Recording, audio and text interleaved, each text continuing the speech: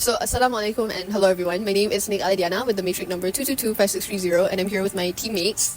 My name is Aisyah Numa, 2218350. My name is Nur Wahidah with the magic number 2227096. My name is Amis Saffiyah and my metric number is 2213004. And today we're going to be talking or discussing about our topic, which is The consequences of perceptions and belief of female workers in Malaysia on women's salary negotiation. Might want to start with introduction first. Yeah.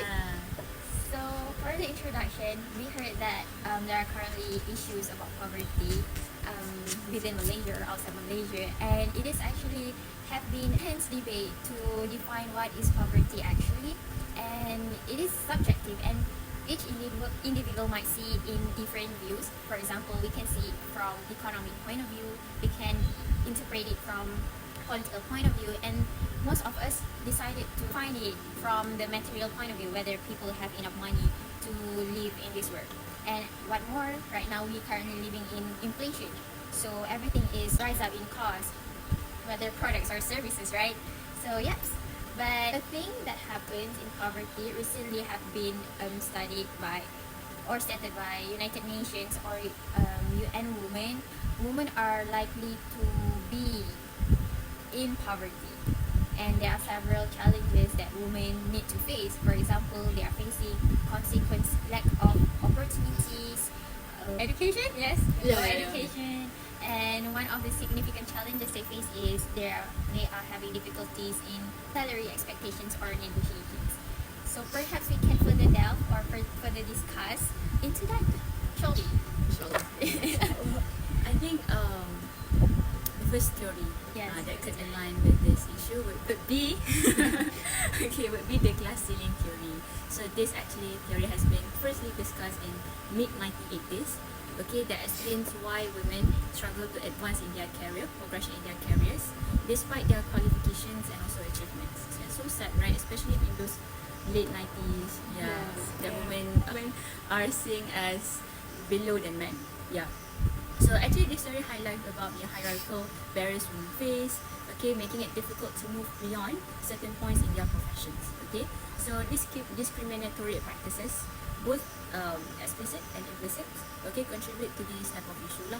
Alright, and from Eagle and Carney in their paper in 2007, note that women often receive lower performance appraisals and pay compared to men in similar position, similar I would say roles in jobs. Okay, despite holding a high position, that women typically are less paid than earn less than their male peers. Okay, and another more that could back up with this theory is from Backhook and Lashiver in their paper 2003, found that women are less more likely to negotiate for higher salaries due to anticipated biases, perpetuating a cycle that widens the wage gap and leads to economic disadvantages for women so bad. Yeah.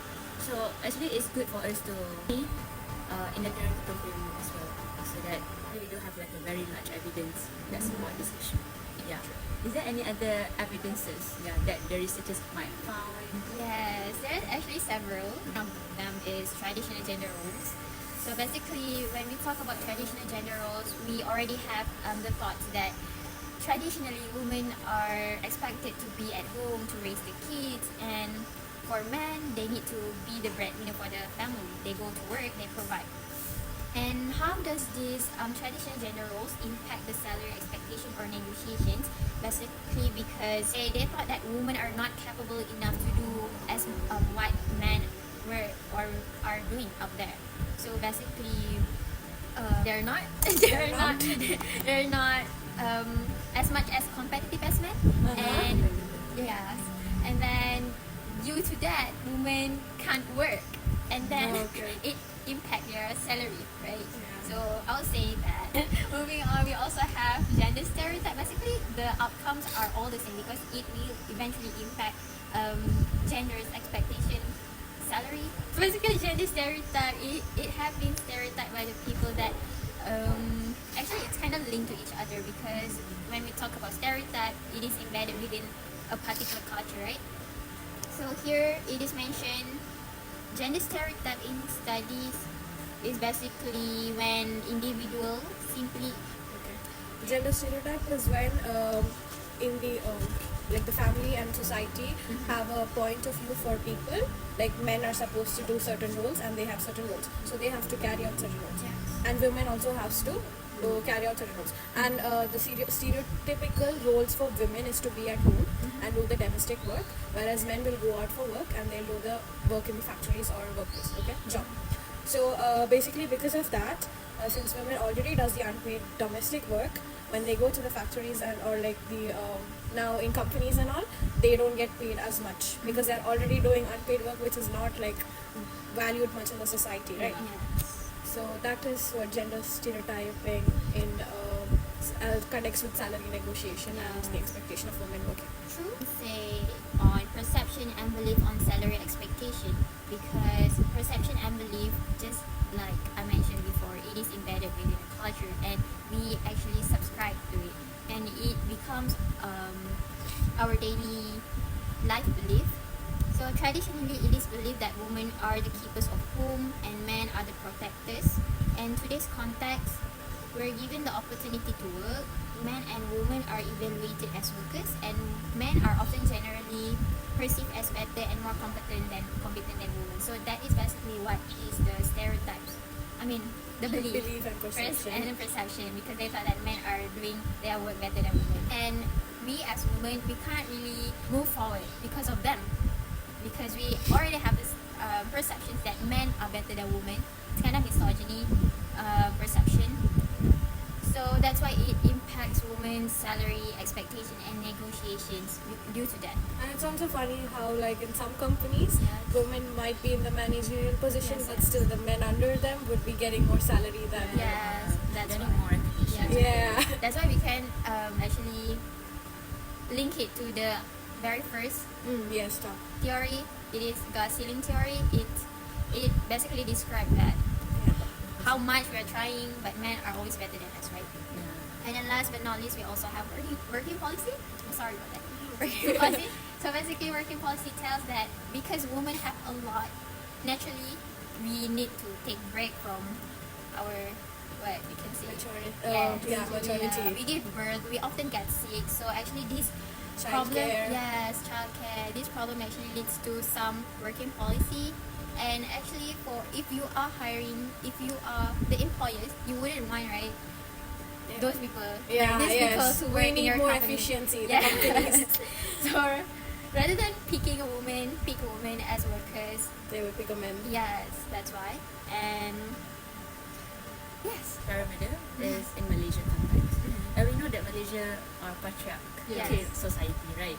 So we are, I would say, we don't believe in maternity leave, but we are slowly getting to Yeah, it. yeah, yeah. Slowly getting to understand what is maternity leave. Western society, that after we go into labor, we quickly go into the workforce. No, we have another set of time for a mother to be berpantang. yes. Yeah. To adapt to the new Yeah. lifestyle. Yeah, there's a set of time that whereas a mother needs to be rest after she giving the labor. So in those period of time, most company will not pay them. Yes, yes. Or like They might like Yeah. cut the salary into half because they're thinking because they're not going to the office and they're working at home. So then technically, you're not going to the office, so you should give you half of what you earn. yeah. Yeah. But also, Yeah. I guess in Malaysia, it's more, what do you say, more open to giving women more work and stuff compared to India. Because in India before, I would say if a lady was pregnant, they would lose their job. Because they will have to take maternity leave and those extra leaves and stuff, right? So the women rights and working policies for women was under its right. Like they could not trust going to work, like having complete trust that they will still have their job if they get pregnant. So that some women, they keep aside the pregnancy for later, after once they like have achieved their dreams or like job achievements or something. Okay, this is the fun part, which is the methodology part for our research, right? Yeah. Okay. So to all the listeners and viewers out there, okay. I mean, we have been discussing how and what's our methodology, the best way to find to gather the data for our research. So we've been I would say agreed, okay, on doing the survey. Yeah, doing the survey, which most of the survey the questionnaires is are close-ended questions, and we make it into a Google Forms, and we distributed it to the female workers. Yeah, so our research actually is broad, not confined to UIA students, okay, because we really want the data from the female workers themselves. Yeah, okay. So this survey aims to analyze how traditional gender roles shape the perception of women in salary negotiation, and to explore the prevalence, okay, of gender stereotypes, and to ascertain the salary expectations of working women in Malaysia, and also to investigate the impact of current workplace policies on women's salary negotiation. It's very interesting to see the data, yeah, even though because we are lack of time actually, we are lack of time to gather much more data, but in the future research, yeah, if any of you guys are interested into this type of topic, it can enlighten us more to have such a rich data. I want to see the shifts within nowadays current workforce for females and those back of the time. Yeah. Alright. So of course the questionnaires must be the demographic questions first. Yeah.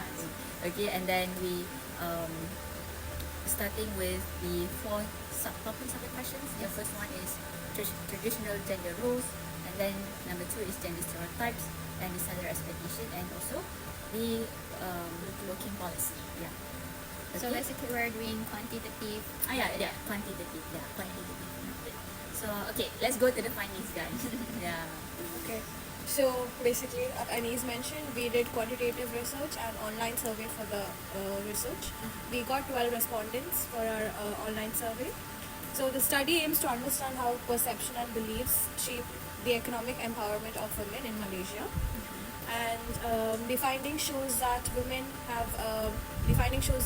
are being less confident in salary negotiations, and they are not getting enough pay as their male colleague.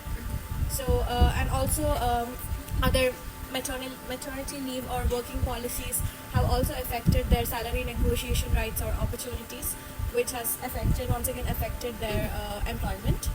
And even though there is more increase in participants of women in working in Malaysia, the pay has not been up to the standard of, like, they have been doing hard, like, skillful work, but they are not paid enough for it. Like maybe a software engineer, a woman, is not paid enough as a software engineer male. So those are the findings we found. But also we found that the women are they understand why they are not getting paid. Maybe it is because they understand the traditional gender roles or gender stereotypes forced upon them by the society. So these are the findings. Alright, so next I think we should go into discussion, which will explain the findings more thoroughly and try to relate it within the context that we're staying in nowadays. So we basically divided the discussions into 4 different portions, again as all of the other speakers has mentioned before, on the topics of traditional gender roles, gender stereotypes, salary expectations, as well as working policy. And for the traditional gender roles, basically what we found is that half of the respondents report that their salary negotiations are impacted by it. In contrast, like, another half disagree. So this thing is like a 50-50, where some people agree that traditional gender roles impact, and another 50% disagree and think that it doesn't impact them at all. And these findings are aligned with the past literature that Sister Anis has mentioned. For example, as stated by Bowles, Babcock, and Lai, research indicates that women who exhibit assertiveness in negotiations often face social backlash, being perceived as aggressive or unlikable, whereas men exhibiting these qualities are seen as something that's positive. And it also highlights, like, the nature of the contemporary Malaysian society, where women are viewed, as Sister Numa mentioned earlier, that women are seen as homemakers. They're expected to stay at home, so they're not the breadwinners, whereas, like, men are the breadwinners, so they're not expected to be in the working force. And some employers, they may not take those salary negotiations seriously, and instead you might think that the women, again, like you guys mentioned, how women have maternity leave, we get sick a lot because of our menstrual cycle and such, so they think that, okay, these women are eventually going to have maternity leave and whatnot, so why should I hire them? Because, again, they're not efficient, so they end up not hiring the women. And for some of the respondents that disagree, maybe the situation is getting better, and maybe, like, for them, the gender roles are what society has, like, implanted in us since, from a very young age. So to them, it's like something normal, and or maybe, like, their work environment itself is positive, and it's like what we want it to be. It's something good.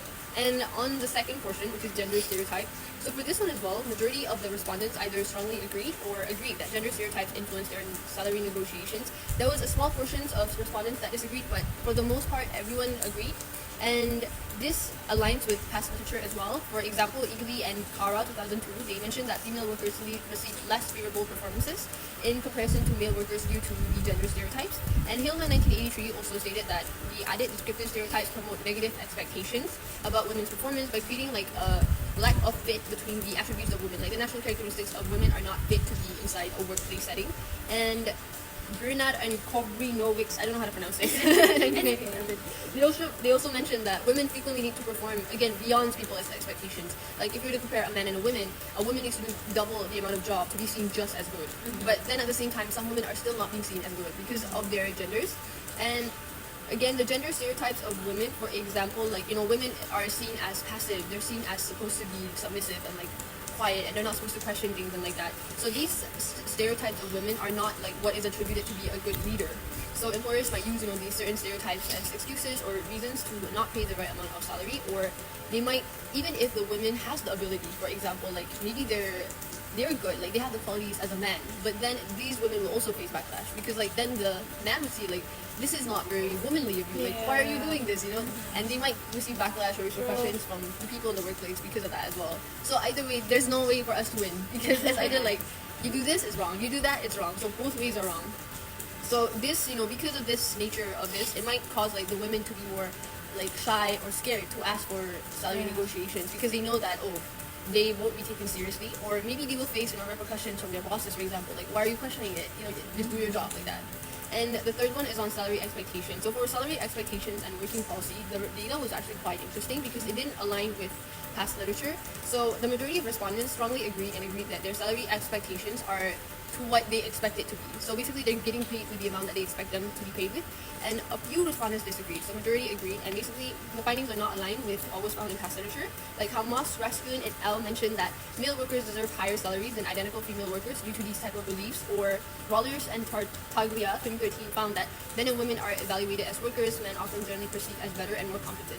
So the respondents report that their salaries are paid the same amount as their male counterparts. So there's actually not really much discrimination in terms of that. And it shows that, it's fixed on the basis of their skills as well as their abilities, and it's not tied to gender.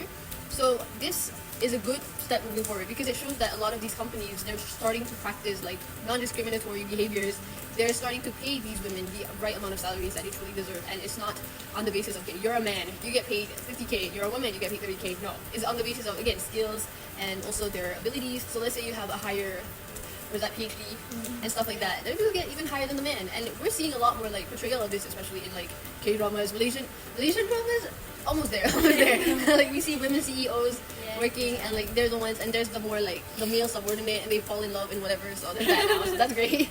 And then we also have, finally we have working policy. So for the working policy, again, a lot of the respondents strongly agreed that the working policies in their workplace are actually protecting them from gender-based salary discrimination, and they're giving, like, in terms of maternity leaves, they get like a specific amount of maternity leave, and they get paid the amount that, even though they're not working, they still get paid. And so this is, again, not aligned with past literature. For example, by Budik and England 2001, women may experience professional disruptions as a result of insufficient maternity leave, which makes it challenging for female workers to move forward. So this shows that right now in contemporary Malaysia, that these policies are not going against the women, but it's actually protecting, and they're trying to implement more of these policies so that women are able to work and have like equality. And I know that certain companies as well, they actually provide like medical insurance for the women to give birth, so they pay you for that. So that's a good move forward. You can give birth peacefully without thinking about, oh my god, I have so many things to do, my meetings, how am I supposed to join my meeting and stuff and whatnot. So they're getting paid like well, and these policies are, some companies have more policies than other companies to basically protect the women, so that's a good step. So we can see now that, limitations. It's worth mentioning that our research, again, like Sister Wahidah mentioned, is we don't have a lot of respondents, and again, because of the time crunch, because we didn't have much time, so we're not able to really generalize the data to a bigger population. Like Sister Numa mentioned, we only have 12 respondents, and I don't think that's it's not a good enough amount to really portray the whole Malaysia. So maybe future research, again, researchers that's watching this, we can find like a bigger pool of women to interview and stuff. And like, because we did a survey, and because it's more quantitative in nature, whereas these sort of things are more so subjective to me, like certain women, they might have different opinions on whether they're being equally treated or not. So maybe doing an interview, for example, and having like their opinions and their thoughts would provide a more detailed description of these sort of situations. And We will be able to delve deep into the yeah, issue. and like we can also understand, okay, maybe by getting the demographic, like what job you're working in, what is their pay, and like where are they living in, like all of these other factors could also help in understanding like how it affects their job performance and whatnot. And finally, we have I think I know that we're doing in the context of Malaysia, but again, women issues and women discrimination has been happening in a lot of different countries, and like you mentioned, in India as well. So it would be really nice if, again, future researchers could do the research in other countries as well. Maybe like your country in India or in Saudi Arabia, especially countries where women rights are really less. You know, it's nice to have them do that so that we can improve women's experience in the workplace. Alright, so finally, to finish everything off, from our discussion to conclude, basically we conducted series of perceptions and beliefs of female workers in Malaysia on women's salary and negotiation, and we focused on 4 different dimensions, again as mentioned many times before, on traditional gender roles, gender stereotyping, working policy, as well as salary expectations. So we conducted a survey using Google Forms, like Sister Wahidah mentioned, and we did a scale from strongly agree to strongly disagree to basically get their opinions, and we managed to garner respondents from different job sectors, and it's not confined within the walls of IIUM only, but also like the whole Malaysia. And additionally, again, I think we've mentioned all of this before, like our findings and whatnot, so I don't think I need to add that anymore. But do you guys have any like concluding words? There might be Islamic perspective under our Oh research. yeah. So maybe Sister Wahidah, give your thoughts on Islamic perspective or anything you want to add from our research. Of course. Yes. As a Muslim and Malaysia, okay, in Quran and Sunnah, the 2 most powerful sources, sacred sources, which of knowledge, that saying everyone is equal in the eyes of God. Yeah. No one is above each other. And then why God makes men and women? Yeah, both of the genders have their own strength, have their own, every gender is strength and have, the effort to contribute to the society. And everyone is a Khalifah. Yeah, every human creation God has made as a Khalifah, as a vicegerent on earth to manage the earth resources and stuff.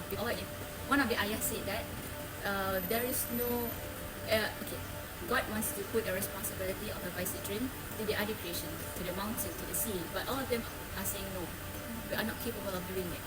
But the most capable creation that is suitable for this role is human. It's us, human. It's men and women, not only men. And also in Islam, it's sunnah for women to have business. Yeah, I mean like Muhammad's Prophet Muhammad's wife yeah. Khadijah is a businesswoman. So it is sunnah for us to be a self-entrepreneur. Yeah. Even Khadijah radiallahu anha also like very respectable woman during Prophet's time. And One talking about how men, if we are on men's side, even in the Quran, Allah has sent a surah, if you know, it is surah about women, An-Nisa, if I'm not mistaken. So basically, the story behind it, because in the Quran, Allah keep on using manhood. So there is a company, acquaintance probably, she was asking Prophet, why does Allah use men instead of men and women? But then, that's why it was sent down, the verse, to clarify, to justify. It's not actually about men. Yeah, it's It's about the yeah, human. That's right. Yeah. Mankind, Yeah, so we can't just say that men are everything. Yeah. Allah also put emphasis on women as well. so I think that's all for that's all all of from us us. to share with you guys actually.